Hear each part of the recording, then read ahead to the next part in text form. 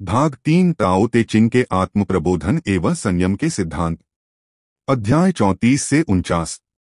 ताओ ते चिंग एक प्राचीन चीनी ग्रंथ सदियों से मानव चेतना को दिशा देता रहा है।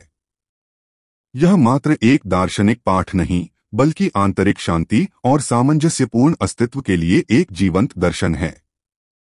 अध्याय 34 से 49 तक का यह भाग विशेष रूप से महत्वपूर्ण है, क्योंकि यह बाहरी दुनिया की समझ से हटकर आंतरिक परिवर्तन पर केंद्रित है। यह वह खंड है जहां आत्मज्ञान की ज्योति प्रज्वलित होती है और जहां संयम, विनम्रता और संतोष से भरा जीवन सर्वोच्च माना गया है। ताओ के आंतरिक मार्ग का अनावरण। ताओ ते चिंग की शाश्वत प्रासंगिकता आधुनिक चुनौतियों से निपटने के लिए गहन मार्गदर्शन प्रदान करती है। यह हमें सिखाता है कि वास्तविक ज्ञान केवल बाहरी अनुभवों से नहीं, बल्कि भीतर के प्रकाश से जन्म लेता है। यह एक मौलिक बदलाव है जो बाहरी ज्ञान के संग्रह से हटकर आंतरिक ज्ञान और आत्मनियंत्रण की ओर ले जाता है। जब कोई व्यक्ति अपने भीतर उतरता है तो बाहरी दुनिया की हलचल धीमी पड़ जाती है, चीख पुकार, मुकाबले, तुलना सब प्रतिध्वनिहीन हो जाते हैं।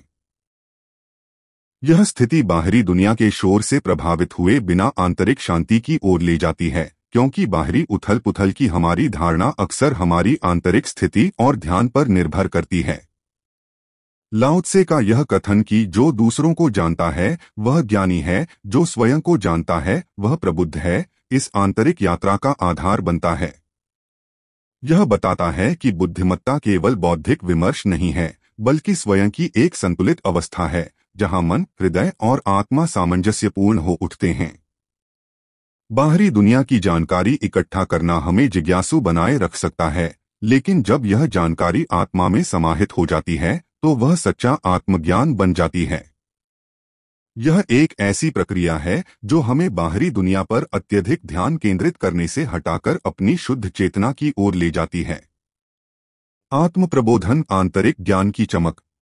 आत्म प्रबोधन की अवधारणा ताओ ते चिंग में गहनता से निहित है, जो इसे केवल बौद्धिक उपलब्धि से कहीं अधिक मानती है। यह स्वयं को जानने की सच्ची बुद्धिमत्ता है, जो दूसरों को जानने की बुद्धिमत्ता से कहीं अधिक गहरी है। यह आत्मज्ञान एक ऐसी अवस्था है जहां मन, हृदय और आत्मा एक सामंजस्यपूर्ण संगीत में विलीन हो जाते हैं। यह स्वयं को उन भ्रामक पहचानों से मुक्त करने के बारे में है जो हम अपने शरीर, क्षणभंगुर विचारों और भावनाओं के साथ बनाते हैं, ताकि हम अपने सच्चे, प्रामाणिक स्वरूप को समझ सकें। ताओवाद में आत्म प्रबोधन की अंतिम अवस्था ताओ के साथ एक होना है। ताओ ब्रह्मांड की मौलिक प्रकृति है जो हमारी वास्तविकता में प्रकट होती है। स्वयं को जानना इस सार्वभौमिक पैटर्न को जानना है और इस प्रकार स्वयं को प्रकृति का एक अभिन्न अंग मानना है। अध्याय 35 में ताओ को एक अक्षय स्रोत के रूप में वर्णित किया गया है, जो इंद्रियों के लिए सूक्ष्म और अगोचर है, स्वाधीन, अदृश्य, अश्रव्य। फिर भी यह महान छवि या महान प्रतीक है जो शांति लाता है और सभी चीजों को अपनी ओर आकर्षित करता है। यह दर्शाता है कि सच्चा ज्ञान संवेदी धारणा या केवल बौद्धिक समझ से परे है। यह अंतर्निहित वास्तविकता का एक सीधा, सहज अनुभव है जो मौजूद होने और न होने से परे है। जब आत्मज्ञान का थोड़ा सा भी रत्न मौजूद होता है तो यह व्यक्ति को स्वयं के गहरे रहस्य तक पहुंचाता है और अहंकार से परे ले जाता है। यह प्रक्रिया अहंकार के विघटन को सीधे ताओ की प्रकृति से जोड़ती है। आत्म प्रबोधन में अस्तित्व की विरोधाभासी प्रकृति को समझना भी शामिल है। अध्याय 40 कहता है कि वापसी ताओ की गति है। समर्पण ताओ का मार्ग है और सभी चीजें अस्तित्व से पैदा होती हैं और अस्तित्व गैरअस्तित्व से पैदा होता है। इसी तरह अध्याय 41 बताता है कि प्रकाश का मार्ग अंधकारमय प्रतीत होता है और सच्ची शक्ति कमजोर प्रतीत होती है। यह विरोधाभासी समझ व्यक्ति को कठोर, श्वेतश्याम सोच से परे जाने और जीवन की जटिलता की सराहना करने में सक्षम बनाती है। यह महसूस करना है कि अस्तित्व और गैरअस्तित्व एक दूसरे को बनाते हैं और स्पष्ट विरोधाभास केवल एक ही वास्तविकता के दो चरण हैं। यह समझ व्यक्ति को चीजों को वैसे ही स्वीकार करने की ओर ले जाती है जैसे वे हैं, जिससे निष्पक्षता और अंतःताओं के साथ एकता प्राप्त होती है। इस प्रकार सच्चा ज्ञान केवल जानकारी नहीं, बल्कि एक गहरी स्थिति है जो सहज क्रिया और आंतरिक पूर्णता की ओर ले जाती है, जहां बाहरी उपलब्धियों की आवश्यकता नहीं रह जाती है। आत्मसंयम सहज प्रवाह की कला, वु वेई। ताओवाद में आत्मसंयम का अर्थ कठोर नियंत्रण या तपस्या से इनकार नहीं है, बल्कि अस्तित्व की प्राकृतिक लय के साथ सामंजस्य स्थापित करना है, जिसे अक्सर वु वेई या गैरकार्य के रूप में जाना जाता है। यह जाने देने और जीवन को होने देने के बारे में है। अध्याय 36 आत्मसंयम के लिए एक विरोधाभासी दृष्टिकोण प्रस्तुत करता है, जिसे सूक्ष्म विवेक कहा जाता है। यदि आप किसी चीज को सिकोड़ना चाहते हैं, तो आपको पहले उसे फैलाना होगा। यदि आप किसी चीज को कमजोर करना चाहते हैं, तो आपको पहले उसे मजबूत करना होगा। यदि आप किसी चीज को एक तरफ रखना चाहते हैं, तो आपको पहले उसे स्थापित करना होगा। यदि आप किसी चीज से लेना चाहते हैं, तो आपको पहले उसे देना होगा। यह वास्तविकता की चक्रीय प्रकृति को स्वीकार करता है, जहां विपरीत प्रतीत होने वाली शक्तियां एक ही पूर्ण के परस्पर जुड़े हुए चरण हैं। यह दृष्टिकोण दर्शाता है कि आंतरिक अशांति अक्सर एक चरम को गले लगाने और उसके विपरीत को अस्वीकार करने से उत्पन्न होती है। यह महसूस करना कि ये विपरीत केवल एक ही वास्तविकता के दो चरण हैं, जीवन को सरल बनाता है और समझ को गहरा करता है, जिससे क्षमा करना बहुत आसान हो जाता है। यह आत्मसंयम दमन के बारे में नहीं है, बल्कि प्राकृतिक प्रवाह की गहरी समझ और उनके अनुसार कार्य करने की बुद्धिमत्ता के बारे में है, जिससे एक अधिक सामंजस्यपूर्ण और प्रभावी अस्तित्व प्राप्त होता है। वु वेई का सिद्धांत जीवन के सभी पहलुओं तक फैला हुआ है। गुरु कुछ भी किए बिना कार्य करते हैं और एक शब्द भी कहे बिना सिखाते हैं। इसका मतलब निष्क्रियता नहीं है, बल्कि ऐसा कार्य है जो ताओ के साथ इतना स्वाभाविक और संरेखित है कि यह सहज प्रतीत होता है। जब कुछ भी नहीं किया जाता है, तो कुछ भी अधूरा नहीं रहता है। यह सिद्धांत व्यक्तिगत इच्छाओं पर भी लागू होता है। अपने कटोरे को किनारे तक भरें और वह छलक जाएगा। अपनी चाकू को तेज करते रहें और वह कुंद हो जाएगा। पैसे और सुरक्षा के पीछे भागें और आपका दिल कभी नहीं खुलेगा। लोगों की स्वीकृति की परवाह करें और आप उनके कैदी बन जाएंगे। अपना काम करें, फिर पीछे हट जाएं। शांति का एकमात्र मार्ग यही है। ताओ ते चिंग अधिक से अधिक के लिए रोगग्रस्त लालसा के खिलाफ चेतावनी देता है, जो भय, लालच और संघर्ष की जड़ है। अनियंत्रित इच्छाओं के परिणामस्वरूप इंद्रियों का अतिभार होता है। रंग आंखों को अंधा करते हैं। ध्वनियां कानों को बहरा करती हैं। स्वाद स्वाद को सुन्न करते हैं। विचार मन को कमजोर करते हैं। आत्मसंयम आंतरिक शांति के लिए महत्वपूर्ण है। अपनी महत्वाकांक्षाओं को कमजोर करके और साधारणता और इच्छाओं से मुक्ति को प्राथमिकता देकर व्यक्ति ज्ञान और गलत कार्य के जाल से बच सकते हैं। इससे एक ऐसी स्थिति उत्पन्न होती है जहां सब कुछ अपनी जगह पर आ जाएगा। ताओ की खोज में ज्ञान जोड़ने के बजाय हर दिन कुछ छोड़ना शामिल है। यह अज्ञान और सरलीकरण की एक प्रक्रिया को दर्शाता है, ताकि व्यक्ति अपनी प्राकृतिक अवस्था में लौट सके। यह आत्मसंयम व्यक्ति को बाहरी और आंतरिक उलझनों से मुक्ति दिलाता है, जिससे एक व्यापक अधिक स्वीकार्य दृष्टिकोण विकसित होता है, जो परिवर्तन और प्रतिकूलता के सामने लचीलापन लाता है। विनम्रता सच्ची महानता की नींव। विनम्रता ताओवादी सद्गुण की आधारशिला है, जिसे कमजोरी नहीं, बल्कि ताओ की विशालता के भीतर किसी के स्थान की गहरी समझ के रूप में देखा जाता है। यह एक विशाल आत्मा की विशालता है, एक गहरे सागर की तरह जो चुपचाप अपार जीवन को समाहित करता है। यह स्वयं को असहाय या कमजोर बनाने के बजाय स्वयं को विशालता में समाहित करने के बारे में है। अध्याय 34 ताओ की अपनी विनम्रता पर प्रकाश डालता है। यह कोई अधिकार का दावा नहीं करता, कोई योग्यता का दावा नहीं करता और अपना स्वामी होने का दावा नहीं करता, भले ही अनगिनत प्राणी इस पर जीवन के लिए निर्भर करते हैं। इसे महान इसलिए कहा जाता है क्योंकि यह अपनी महानता से अनजान है। गुरु ताओ का अनुकरण करते हुए एक गहने की तरह चमकते नहीं हैं, बल्कि स्वयं को ताओ द्वारा आकार लेने देते हैं, एक सामान्य पत्थर की तरह खुरदुरे और साधारण। यह एक दिखावा रहित ग्रहणशील प्रकृति को दर्शाता है जो बाहरी दिखावे पर प्रामाणिकता को महत्व देता है। गुरु भागों को करुणा के साथ देखते हैं क्योंकि वह पूरे को समझते हैं। उनका निरंतर अभ्यास विनम्रता है। यह समग्र दृष्टिकोण गहरी सहानुभूति और गैर निर्णय की अनुमति देता है। अध्याय 49 इसे खूबसूरती से दर्शाता है। ऋषि का कोई निश्चित मन नहीं होता, वह लोगों के मन को समझती है। वह अच्छे लोगों के साथ अच्छाई से व्यवहार करती है। वह बुरे लोगों के साथ भी अच्छाई से व्यवहार करती है क्योंकि अच्छाई उनकी प्रकृति में निहित है। यह कट्टरपंथी स्वीकृति और गैर भेदभाव विश्वास तक भी फैला हुआ है। वह भरोसेमंद लोगों पर भरोसा करती है। वह अविश्वसनीय लोगों पर भी भरोसा करती है। इस तरह वह सच्चा विश्वास प्राप्त करती है। ऋषि का मन अंतरिक्ष की तरह है, खुला और ग्रहणशील, सभी के साथ अपने बच्चे की तरह व्यवहार करता है। यह एक गहन विनम्रता को दर्शाता है जो सभी प्राणियों में निहित क्षमता और साझा सार को देखती है, बजाय इसके कि उनके कार्यों या दिखावे से उन्हें आंका जाए।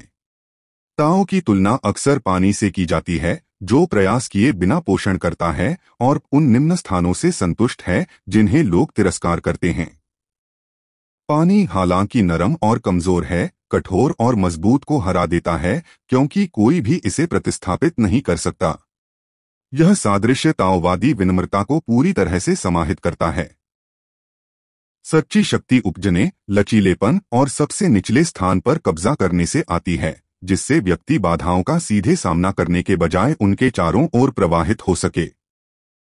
गुरु का नेतृत्व जो लोगों के मन को खाली करके उन्हें मजबूत बनाता है, और ऋषि का सभी के साथ अच्छाई और विश्वास के साथ व्यवहार करने का तरीका, यह दर्शाता है कि सच्चा प्रभाव और नेतृत्व अधिकार जताने या मान्यता चाहने से नहीं, बल्कि एक विनम्र, ग्रहणशील और सार्वभौमिक रूप से परोपकारी उपस्थिति से उत्पन्न होता है जो दूसरों को स्वाभाविक रूप से प्रेरित और सशक्त बनाता है। संतोष, पर्याप्तता की प्रचुरता। संतोष ताओवादी जीवन शैली का एक केंद्रीय स्तंभ है जो इस गहरी समझ से उत्पन्न होता है कि जो है वही पर्याप्त है। यह सच्ची धन संपदा का सार है क्योंकि संतोषी लोग पहले से ही धनी होते हैं। अध्याय 46 स्पष्ट रूप से कहता है, केवल संतोष ही पर्याप्त है। वास्तव में अनंत काल का आनंद आपके संतोष में पाया जा सकता है। यह संतोष और परम सुख के बीच एक सीधा संबंध स्थापित करता है। ताओ ते चिंग अधिक से अधिक के लिए रोगग्रस्त लालसा के खिलाफ चेतावनी देता है जो भय, लालच और संघर्ष की जड़ है। पर्याप्त क्या है यह न जानना सबसे बड़ी आपदा है। लालच से बड़ा कोई अभिशाप नहीं है, असंतोष से बड़ी कोई त्रासदी नहीं है, और सभी दोषों में सबसे बुरा अधिक चाहना है। हमेशा बाहरी सत्यापन या भौतिक संपत्ति का पीछा करना, पैसे और सुरक्षा के पीछे भागें और आपका दिल कभी नहीं खुलेगा। लोगों की स्वीकृति की परवाह करें और आप उनके कैदी बन जाएंगे, शांति की कमी की ओर ले जाता है। सच्ची पूर्णता भीतर से आती है, बाहरी अधिग्रहण से नहीं। जो कुछ है उससे संतुष्ट रहना और चीजों के तरीके में आनंद लेना इस एहसास की ओर ले जाता है कि कुछ भी कमी नहीं है और पूरी दुनिया आपकी है। संतोष खुशी को बढ़ावा देता है और संघर्ष और युद्ध को रोकता है। यह एक ऐसा विकल्प है जो हमारे जीवन के हर पल में बनाया जाता है, जिससे स्वर्ग की स्थिति प्राप्त होती है। यह गुण आत्मसंयम, इच्छाओं को पार करना और आत्म प्रबोधन, किसी की निहित पूर्णता का एहसास के साथ गहराई से जुड़ा हुआ है। संतोष की इस अवधारणा का तात्पर्य है कि सच्ची धन संपदा बाहरी संचय से नहीं, बल्कि आंतरिक बोध से आती है कि व्यक्ति के पास पहले से ही वह सब कुछ है जो वास्तव में मायने रखता है। यह एक महत्वपूर्ण कारण प्रभाव संबंध को भी उजागर करता है। आंतरिक असंतोष अधिक की लालसा से प्रेरित बाहरी संघर्ष और विनाश की ओर ले जाता है, जबकि आंतरिक संतोष खुशी और शांति की ओर ले जाता है। यह इंगित करता है कि सामाजिक सद्भाव व्यक्तिगत आंतरिक शांति और पर्याप्तता से शुरू होता है, जिससे संतोष न केवल एक व्यक्तिगत सद्गुण बल्कि एक सामाजिक आवश्यकता बन जाता है। ताओ जीना प्राचीन ज्ञान को आज एकीकृत करना। ताओवाद के सिद्धांत आधुनिक चुनौतियों के लिए व्यावहारिक मार्गदर्शन प्रदान करते हैं, व्यक्तिगत भलाई से लेकर नेतृत्व तक। यह हमें अपूर्णता और विरोधाभास को गले लगाने के लिए प्रोत्साहित करता है, यह स्वीकार करते हुए कि पूर्णता तो शौकिया के लिए है। आपकी अपूर्णता में ही आपकी क्षमता है। यदि आप पूर्ण होना चाहते हैं तो स्वयं को आंशिक होने दें। यदि आप सीधा होना चाहते हैं तो स्वयं को टेढ़ा होने दें। यदि आप पूर्ण होना चाहते हैं तो स्वयं को खाली होने दें। यदि आप पुनर्जन्म लेना चाहते हैं तो स्वयं को मरने दें। संयम में रचनात्मकता है। भेद्यता में शक्ति है। विनम्रता में शक्ति है। यह हमें भेद्यता में शक्ति और चुनौतियों में विकास खोजने की शिक्षा देता है। यह हमें हानि और अनिश्चितता को स्वीकार करने के लिए भी मार्गदर्शन करता है। हानि अपरिहार्य है, इसे साहस के साथ सामना करें। हानि और मृत्यु अपरिहार्य हैं। अराजकता और अनिश्चितता वास्तविकता की एक आंतरिक विशेषता है। जब आप हानि से छिपना बंद कर देते हैं तो आप वास्तव में जीना शुरू कर सकते हैं। यह परिवर्तन और अप्रत्याशितता से भरी दुनिया में नेविगेट करने के लिए एक शक्तिशाली शिक्षा है। इसके अतिरिक्त ताओ एकांत और आत्मजागरूकता विकसित करने के महत्व पर जोर देता है। यदि आप अकेले रहने से डरते हैं तो आप अपनी क्षमता को कभी नहीं जान पाएंगे। साधारण पुरुष एकांत से घृणा करते हैं, लेकिन गुरु इसका उपयोग करते हैं, अपने अकेलेपन को गले लगाते हैं। आत्मजागरूकता शक्ति है जो आत्मनिरीक्षण और किसी के आंतरिक परिदृश्य का सामना करने से पोषित होती है। गुरु का शासन और जीवन के प्रति दृष्टिकोण एक खाका है, लोगों के मन को खाली करना, उनके पेट भरना, उनकी महत्वाकांक्षाओं को कमजोर करना और उन्हें मजबूत बनाना। यह एक ऐसे नेतृत्व का सुझाव देता है जो नियंत्रण करने के बजाय सशक्त बनाता है, मौलिक जरूरतों और आंतरिक शक्ति पर ध्यान केंद्रित करता है। गुरु चीजों को वैसे ही देखते हैं जैसे वे हैं, उन्हें नियंत्रित करने की कोशिश किए बिना। वह उन्हें अपने रास्ते जाने देते हैं और वृत्त के केंद्र में रहते हैं। यह गैर हस्तक्षेप और प्राकृतिक प्रवाह पर भरोसा करने के महत्व पर प्रकाश डालता है। संबंधों में ऋषि की निष्पक्षता और सार्वभौमिक दयालुता, अच्छे और बुरे के साथ अच्छाई से व्यवहार करना, सभी पर भरोसा करना, सच्चे विश्वास और सद्भाव को बढ़ावा देने के लिए एक मॉडल के रूप में कार्य करती है। यह सूर्य की तरह सभी पर चमकता है। आत्मप्रबोधन की खोज एक यात्रा है, गंतव्य नहीं। प्रक्रिया के दौरान जो कुछ भी व्यक्ति प्राप्त करेगा, लाभ उठाएगा और अनुभव करेगा वह प्रयास के लायक होगा।